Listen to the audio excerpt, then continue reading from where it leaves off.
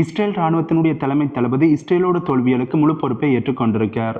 குறிப்பாக அக்டோபர் 7 ஐடிஎஃப்க்கு ஏற்பட்ட ஃபெயிலியருக்கும் இஸ்ரேலோட மக்களை திரும்ப முடியாத ஒரு போருக்கு அனுப்பியதுக்கும் இஸ்ரேலோட மக்கள் ஹமாஸ் பணிய கைதிகளாக இப்போது வரையும் இருப்பதற்கும் முழுமையான பொறுப்பை இவர் ஏற்றுக்கொண்டிருக்கிறார். இவர் இப்படி முழு பொறுப்பையும் ஏற்றுக்கொண்டதுக்கான காரணம், ஒரு போரில் தோல்வியானது ஏற்பட்டது என்றால் உயர்மட்ட அதிகாரிகள் தப்பிக்கணும் என்றதுக்காண்டி யார் மேலேயாவது முழு பழியை தூக்கி போட்டுட்டு அவர்கள் தப்பிப்பார்கள். அதே மாதிரி தான் இப்போது நடந்து கொண்டிருக்கே சொல்ல முடியும்.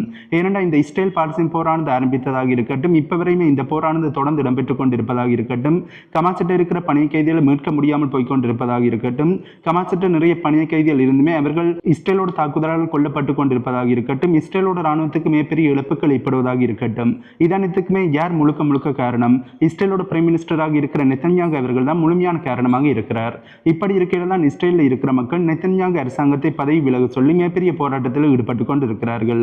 ஆகவே நெத்தன்யாகு அவர்கள் தன்னுடைய பதவியை பாதுகாக்கணும் என்றதுக்காண்டியும் இதிலிருந்து தான் தப்பிக்கணும் என்றதுக்காண்டியும் தான் இஸ்ரேலோட ராணுவத்தினுடைய தலைமை தளபதியை இந்த முழு பொறுப்பையும் ஏற்க வைத்திருக்கிறார் என்று சொல்ல முடியும். பட் இதனை மக்கள் ஏற்றுக்கொள்வார்கள் என்று பார்த்தோம் என்றால் கண்டிப்பாக ஏற்றுக்கொள்ள மாட்டார்கள். மக்கள் அனைவருக்குமே, இந்த உலகத்தில் இருக்கிற நாடுகளுக்கும் இஸ்ரேலில் இருக்கிற மக்கள் அனைவருக்குமே தெரியும், இந்த இஸ்ரேல் பாலஸ்தீன் போரானது மிக பெருசாக போய்கொண்டிருக்கிறதுக்கும் ஹமாஸ் இருக்கிற பணிய கைதிகளை விடுதலை செய்வதற்கான பேச்சுவார்த்தையானது ஒழுங்காக போகாததுக்கு முக்கியமான காரணம் நெத்தன்யாகு அவர்கள் தான் என்பது இஸ்ரேலில் இருக்கிற மக்கள் அனைவருக்குமே தெரியும். ஆகவே நெத்தன்யாகு அவர்கள் பதவி விலகும் வரையுமே இஸ்ரேலில் இருக்கிற மக்கள் தொடர்ந்து போராட்டத்தில் ஈடுபட்டு கொண்டுதான் இருக்க போறார்கள். அது மட்டும் இல்லாமல் இப்படி இஸ்ரேல் ராணுவத்தினுடைய தலைமை தளபதி இப்படி இதன் தங்களுக்கு ஏற்பட்ட தோல்விகளுக்கான முழு பொறுப்பையும் ஏற்றுக்கொண்டதை வச்சு இஸ்ரேலுக்கு மிகப்பெரிய தோல்வியலானது ஏற்பட்டுக் கொண்டிருக்கு என்பது தெளிவாக தெரியுது. இஸ்ரேல் காசா பகுதியில் மேற்கொண்ட தாக்குதலாக இருக்கட்டும், அதாவது காசா பகுதியில் மேற்கொள்ளுகின்ற போராக இருக்கட்டும், இப்போது ரபா பகுதியில் மேற்கொள்ளுகின்ற தாக்குதலாக இருக்கட்டும், இதனால பாலஸ்தீன மக்கள் நிறைய பேர் கொல்லப்பட்டு கொண்டிருக்கிறார்கள். அதே நேரத்தில் இஸ்ரேலோட ராணுவத்துக்கு எதிராக ஹமாஸ் மேற்கொள்ளுகின்ற தாக்குதலால இஸ்ரேலோட ராணுவத்துக்கு மிகப்பெரிய இழப்புகளானது ஏற்பட்டு கொண்டிருக்கு. இப்போதுதான் கொஞ்சம் கொஞ்சமாக இதனை பற்றிய உண்மைகளானது வெளியே வந்து கொண்டிருக்கு என்று சொல்ல முடியும். ஏற்கனவே இஸ்ரேல் தரப்பில் இருந்து தங்களுக்கு மிகப்பெரிய இழப்புகள் எதுவுமே ஏற்படவில்லை என்ற மாதிரி தான் கருத்துக்களை தெரிவித்துக் கொண்டிருந்தார்கள். எப்போதுமே போரானது இடம்பெறுது என்றால் அதில் உண்மையான இழப்புகளை எந்த நாடுகளுமே சொல்ல மாட்டார்கள். அதே மாதிரி தான் இஸ்ரேலும் உண்மையான இழப்புகளை சொல்லாமல் இருக்கிறார்கள். பட் இப்போது முழு பொறுப்பையும் இஸ்ரேலோட ராணுவத்தினுடைய தலைமை தளபதி ஏற்றுக்கொண்டதை வச்சு இஸ்ரேலுக்கு இழப்புகளானது ஏற்பட்டுக் கொண்டிருக்க என்பது நிறுவனமாகி இருக்கு என்று சொல்ல முடியும். ரபா பகுதியில் இஸ்ரேல் தாக்குதலை மேற்கொள்ளுகின்றபடியால் யூகே இஸ்ரேலுக்கு விற்பனை செய்கின்ற வெப்பன்ஸை நிறுத்தணும் என்று யூகேவோட அரசியல் கட்சியாக இருக்கின்ற லேபர் பார்ட்டியானது அழைப்பை விடுத்திருக்கிறார்கள். இப்படி யூகேயில் இருக்கின்ற அரசியல் கட்சியினர் பேசுவதற்கு என்ன காரணம் என்று பார்த்தோம் என்றால், யூகேவில் நடந்த உள்நாட்டு எலெக்ஷன் தான் யூகேவில் இருக்கிற அரசியல் கட்சிகள் இப்படி பேசுவதற்கு முக்கியமான காரணமாக இருக்கு. ஏனென்றால் இந்த இஸ்ரேல் பாலஸ்தீன் போரானது ஆரம்பித்த பிறகு அந்த போரினுடைய தாக்கமானது யூகேவோட அரசியலில் மிகப்பெரிய ஒரு தாக்கத்தை ஏற்படுத்தி இருக்கு என்று சொல்ல முடியும். அதுலேயும் குறிப்பாக கடைசியாக யூகேவில் நடந்த உள்நாட்டு எலெக்ஷன்ல ரிஷி சுனாக் அவர்களினுடைய கட்சியானது மிகப்பெரிய ஒரு தோல்வியை அடைந்திருக்கிறார்கள். 3வது இடத்துக்கு தள்ளப்பட்டிருக்கிறார்கள் என்று சொல்ல முடியும். அதாவது யூகேவோட ஆளும் அரசாங்கமாக இருக்கின்ற ஆளுங்கட்சியாக இருக்கின்ற ரிஷி சுனாக்கோட கட்சியானது மிகப்பெரிய ஒரு தோல்வி அடைந்து 3வது இடத்துல போய் இருக்கிறார்கள். மற்ற கட்சிகளும் மிகப்பெரிய ஒரு வெற்றி அடைந்திருக்கிறார்கள். பட் ஆளும் அரசாங்கமாக இருக்கின்ற ரிஷி சுனாக்கோட கட்சியானது மிகப்பெரிய ஒரு தோல்வியை அடைந்திருக்கிறார்கள். ஆகவே யூகேல நடந்த உள்நாட்டு எலெக்ஷன் ஆனது யூகேவோட அரசியலையே புரட்டி போட்டிருக்கு என்று சொல்ல முடியும். இதனால தான் யூகேவில் இருக்கிற கட்சிகள் மக்களோட ஆதரவை பெறணும் என்றதுக்காண்டி யூகே இஸ்ரேலுக்கு கொடுக்கின்ற ஆதரவை லைட்டா குறைக்கும்படி பேச ஆரம்பித்திருக்கிறார்கள். எல்லாமே என்னத்துக்கு? மக்களோட ஆதரவை பெறணும், மக்களோட வாக்குகளை பெறணும் என்றதுக்காண்டி தான் யூகேவில் இருக்கிற அரசியல் கட்சிகள் அனைத்துமே இப்படி பேச ஆரம்பித்திருக்கிறார்கள். ஆகவே இந்த இஸ்ரேல் பாலஸ்தீன் போராக இருக்கட்டும், இஸ்ரேலுக்கு யூகே முழுமையான சப்போர்ட்டை கொடுப்பதாக இருக்கட்டும், இது அனைத்துமே யூகேவோட அரசியலையே புரட்டி போட்டிருக்கு என்றே சொல்ல முடியும். இப்போது நடந்த உள்நாட்டு எலெக்ஷனை வச்சு யூகேவில் பிரைம் மினிஸ்டர் எலெக்ஷன் ஆனது இடம்பெறும் போது யூகேவோட பிரைம் மினிஸ்டராக இருக்கிற ரிஷி சுனாக் அவர்களோட கட்சியானது வெற்றி பெற மாட்டார்கள் என்பது நிறைய வல்லுநர்களோட கருத்தாக இருக்கு. நாங்களும் இதனை ஈஸியாக புரிந்து கொள்ள முடியும். ஏனென்றால் உள்நாட்டு எலெக்ஷன்ல வெற்றி பெறாத யூகேவோட கட்சியானது மறுபடியும் எலெக்ஷன் ஆனது இடம்பெறும் போது அதில் கண்டிப்பாக வெற்றி பெற மாட்டார்கள். ஆகவே இப்போது யூகேவோட ரிஷி சுனாக் அரசாங்கமானது இஸ்ரேலுக்கு கொடுக்கின்ற ஆதரவை நிறுத்தினா மட்டும்தான் அவர்களுக்கு மக்களோட ஆதரவானது கிடைக்கக்கூடிய வாய்ப்புகள் இருக்கு. ஆகவே ரிஷி சுனாக் அவர்கள் என்ன செய்ய போறார் என்பதை நாங்கள் வெயிட் பண்ணி தான் பார்க்க வேண்டும். ஏமன்ல இருக்கின்ற கவுதி கிளர்ச்சியாளர்கள் லான்ச் பண்ணிய மிசைலை ஏடன் வளைகுடாவில் வச்சு சுட்டு வீழ்த்தி இருக்கும் என்று அமெரிக்கா தரப்பிலிருந்து சொல்லியிருக்கிறார்கள். இந்த இஸ்ரேல் பாலஸ்தீன் போரானது ஆரம்பித்து கனன் மாதங்கள் ஆகிவிட்டது. பட் இப்போதும் கவுதி கிளர்ச்சியாளர்கள் தாங்கள் மேற்கொள்ளுகின்ற தாக்குதலை நிறுத்தல தொடர்ந்து பாலஸ்தீனத்துக்கு சப்போர்ட்டை கொடுத்து கொண்டுதான் இருக்கிறார்கள். நாங்களே இந்த ஏமன் செய்கின்ற தாக்குதலை பற்றி பேசுவதை நிறுத்திவிட்டோம், அதாவது பெருசாக குறைத்து விட்டோம். ஏனென்றால் தொடர்ந்து கவுதி கிளர்ச்சியாளர்கள் தாக்குதலை மேற்கொள்கின்றபடியால் நாங்கள் அடிக்கடி அந்த செய்திகளை பார்க்கக்கூடாதுன்றதுக்காண்டி அதனை பெருசாக பேசுவது கிடையாது. அது நாங்கள் மட்டுமில்லை, நிறைய செய்தி ஊடகங்கள் அதனை பற்றி பெருசாக பேசுவது கிடையாது. பட் ஏமனில் இருக்கின்ற கவுதி கிளர்ச்சியாளர்கள் தாங்கள் மேற்கொள்ளுகின்ற தாக்குதலை நிறுத்தல் என்பதுதான் நிதர்சனமான உண்மையாக இருக்கு. அவர்கள் தொடர்ந்து தங்களுடைய முயற்சியை கைவிடாமல் செய்து கொண்டுதான் இருக்கிறார்கள். தொடர்ந்து பாலஸ்தீனத்துக்கான சப்போர்ட்டையும் கொடுத்து கொண்டு இருக்கிறார்கள். அதுவும் இஸ்ரேல் காசா பகுதியில் மேற்கொள்ளுகின்ற தாக்குதலை நிறுத்தும் வரையுமே கவுதி கிளர்ச்சியாளர்கள் தாங்கள் மேற்கொள்ளுகின்ற தாக்குதலை நிறுத்த போறதில்லை என்பது இதுல இருந்து தெளிவாக தெரியுது. ஆகவே கவுதி கிளர்ச்சியாளர்கள் மட்டும்தான் பாலஸ்தீனத்துக்கு தங்களுடைய முழுமையான சப்போர்ட்டை தெரிவித்துக் கொண்டிருக்கிறார்கள் என்பதும் இதுல இருந்து நாங்கள் புரிந்து கொள்ளக்கூடிய மாதிரி இருக்கு. இந்த இஸ்ரேல் பாலஸ்தீன் போரானது ஆரம்பித்ததுல இருந்து இப்பதான் முதல் தடவையாக இஸ்ரேலோட ராணுவம் தரப்பில் இருந்து அதிகமான ராணுவ வீரர்களை இழந்திருக்கும் என்பதை அனௌன்ஸ் பண்ணி இருக்கிறார்கள். அதுவும் கடந்த 24 மணி நேரத்தில் இஸ்ரேலோட ராணுவ வீரர்கள்ல 50 பேர் காயமடைந்திருக்கலாம் அல்லது கொல்லப்பட்டிருக்கலாம் என்று இஸ்ரேலோட ராணுவ தரப்பில் இருந்து ஒபீசியலாக அனௌன்ஸ் பண்ணி இருக்காங்க. இஸ்ரேலோட ராணுவமே இதனை ஒபீசியலாக அனௌன்ஸ் பண்ணி இருப்பதை வச்சு பார்க்கும்போது உண்மையாகவே இஸ்ரேலோட ராணுவத்துக்கு இதனை விட 2 மடங்கு அல்லது 3 மடங்கு இழப்புகளானது ஏற்பட்டிருக்கக்கூடிய வாய்ப்புகள் ரொம்பவே அதிகமாக இருக்கு. ஏனென்றால் போரானது இடம்பெறுகின்ற சூழ்நிலையில எந்த நாடுகளாக இருந்தாலும் தங்களுக்கு ஏற்பட்ட இழப்புகளை குறைத்துத்தான் சொல்வார்கள், உண்மையான இழப்புகளை வெளிப்படையாக சொல்ல மாட்டார்கள். அதன் அடிப்படையில் தான் இஸ்ரேல் இப்போது குறிப்பிட்டிருக்கின்ற எண்ணிக்கையை விட அதிகமான எண்ணிக்கையிலான இழப்புகளானது இஸ்ரேலுக்கு ஏற்பட்டிருக்கக்கூடிய வாய்ப்புகள் இருக்கு. இதே நேரத்தில் ஹமாஸோட தலைவர் ஏற்கனவே ஒரு எச்சரிக்கையை கொடுத்திருந்தார். காசா பகுதிக்கு நுழைந்தீர்கள் என்றால் இஸ்ரேலுக்கு மிகப்பெரிய இழப்புகளை ஏற்படுத்துவோம் என்று முதல்ல சொன்னார். அதற்கு பிறகு ரஃபா பகுதியில் இஸ்ரேலானது தரவழியான படையெடுப்பை செய்தார்கள் என்றால் இஸ்ரேலுக்கு அதில் மிகப்பெரிய தோல்விகள் ஏற்படும், இஸ்ரேலுக்கு தான் மிகப்பெரிய இழப்புகளை ஏற்படுத்துவோம் என்று சொல்லியிருந்தார். அதே மாதிரி தான் இப்போது இஸ்ரேலோட ராணுவத்துக்கு இழப்புகளானது ஏற்பட ஆரம்பிச்சிருக்கு.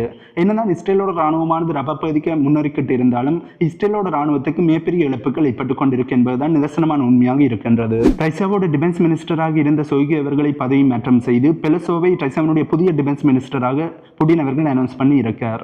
அது மட்டும் இல்லாமல் சோய்கு அவர்களை ரஷ்யாவினுடைய செக்யூரிட்டி கவுன்சிலோட செக்ரட்டரியாக பதவி மாற்றம் செய்திருக்கார் என்ற செய்தியில் வெளியே வந்திருக்கு. பட் இந்த செய்தியானது பலருக்கும் அதிர்ச்சியை ஏற்படுத்தி இருக்கு என்று சொல்ல முடியும். ஏனென்றால் இப்போது ரஷ்யா உக்ரைனில் மிகப்பெரிய ஒரு முன்னேற்றத்தை அடைந்து கொண்டிருக்கிறார்கள், மிகப்பெரிய வெற்றிகளை அடைந்து கொண்டிருக்கிறார்கள் என்று சொல்ல முடியும். கார்கிவ் பகுதியில் ரஷ்யாவோட ராணுவமானது மிக பெருசாக முன்னேறிக்கிட்டு இருக்கிறார்கள். மிகப்பெரிய ஒரு ஒபென்சிவ் தாக்குதலை உக்ரைனில் செய்து கொண்டிருப்பது மட்டுமில்லாமல் உக்ரைனோட டிஃபென்ஸை உடைத்தெறிந்து மிகப்பெரிய வெற்றிகளை மிகப்பெரிய ஆக்கிரமிப்பு நடவடிக்கைகளை ரஷ்யாவோட ராணுவமானது ஈடுபட்டுக் கொண்டிருக்கிறார்கள். இதனால் உக்ரைனுக்கு மிகப்பெரிய தோல்வியிலானது ஏற்பட்டுக் கொண்டிருக்கு. இப்படியான இந்த டைமில் ரஷ்யாவினுடைய டிஃபென்ஸ் மினிஸ்டரை புடின் அவர்கள் பதவி மாற்றம் செய்திருப்பது பலருக்கும் ஆச்சரியத்தை ஏற்படுத்தி இருக்கு என்று சொல்ல முடியும். பட் புடின் அவர்கள் இப்படி செய்ததுக்கு ஒரு காரணம் இருக்கு. ஏனென்றால் இப்போது ரஷ்யாவோட பிரசிடென்ட் எலெக்ஷனானது இடம்பெற்று புடின் அவர்கள் 6வது முறையாக ரஷ்யாவோட பிரசிடென்டாக மாறியிருக்கார். இப்படி இருக்கையில் புடின் அவர்கள் கொஞ்சம் மாற்றங்களை ஏற்படுத்தணும் என்றதுக்காண்டி தான் சோய்கு அவர்களை டிஃபென்ஸ் மினிஸ்டர் பதவியில இருந்து மாற்றி இருக்கார் என்று சொல்லப்படுகின்றது. பட் புடின் அவர்கள் இதற்கு பின்னாடி மிகப்பெரிய ஒரு பிளானை போட்டிருக்கக்கூடிய வாய்ப்புகள் ரொம்பவே அதிகமாக இருக்கு. அதுவும் சோய்கு அவர்களை வச்சு மிகப்பெரிய ஒரு பிளானை புடின் அவர்கள் போட்டு இருக்கக்கூடிய வாய்ப்புகள் ரொம்பவே அதிகமாக இருக்கின்றும் நிறைய வல்லுநர்கள் சொல்லிக் கொண்டிருக்கிறார்கள்.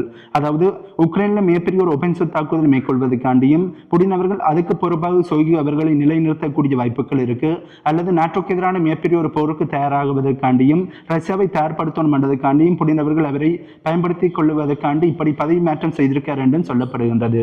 ஆகவே புடின் அவர்கள் இப்படி சோய்கு அவர்களை பதவி மாற்றம் செய்திருப்பதற்கு பின்னாடி மிகப்பெரிய ஒரு காரணம் இருக்கக்கூடிய வாய்ப்புகள் ரொம்பவே அதிகமாக இருக்கின்றது. ரஷ்யாக்கு இருக்கின்ற டார்கெட்டை தாக்குவதற்காண்டி அமெரிக்காவோட ஆயுதங்களை பயன்படுத்த மாட்டோம் என்று உக்ரைன் அமெரிக்காவுக்கு கொடுத்த வாக்குறுதிகளானது ஒரு பைசாக்கு மதிப்பில்லை என்றும் ரஷ்யா எல்லைக்கு இருக்கின்ற மக்கள் குடியிருப்பு மீது உக்ரைன் மேற்கொள்ளுகின்ற தாக்குதலுக்கு எதிராக அமெரிக்காவானது எந்த ஒரு எதிர்ப்பையும் தெரிவிக்காமல் இருப்பதை வச்சு உக்ரைன் வெற்றி பெறுவதற்காண்டி அமெரிக்கா என்ன வேணாலும் செய்வார்கள் என்பதை வெளிக்காட்டி இருக்கின்ற அமெரிக்காவுக்கான ரஷ்யாவோட தூதராக இருக்கின்ற அனட்டோலி ஆண்டனோ அவர்கள் சொல்லியிருக்கார். இவர் சொல்வது உண்மையாக இருக்கின்றே சொல்ல முடியும். உக்ரைனோட வாக்குறுதிகளை நம்பவே முடியாது, அது மதிப்பில்லாமல் தான் இருக்கின்றது. இப்போது கொஞ்சம் கொஞ்சமாக உக்ரைனானது மேற்கொள்ள நாடுகளோட ஆயுதங்களை ரஷ்யாவோட எல்லைக்கு பயன்படுத்த ஆரம்பித்திருக்கிறார்கள்.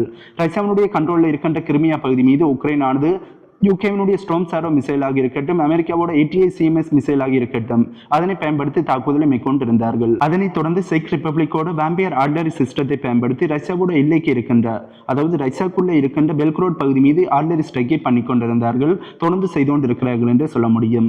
இப்படி மேற்குலக நாடுகளோட ஆயுதங்களை கொஞ்சம் கொஞ்சமாக உக்ரைனானது ரஷ்யா எல்லைக்கு பயன்படுத்த ஆரம்பித்துக் கொண்டிருக்கிறார்கள்.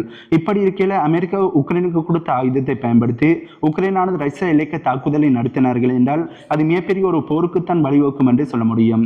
இப்போது செக் ரிப்பப்ளிக்கோட ஆயுதத்தை பயன்படுத்தி ரஷ்யா இலக்கிய தாக்குதலை நடத்துவதை பார்த்து ரஷ்யாவானது அமைதியாகத்தான் இருக்கிறார்கள்.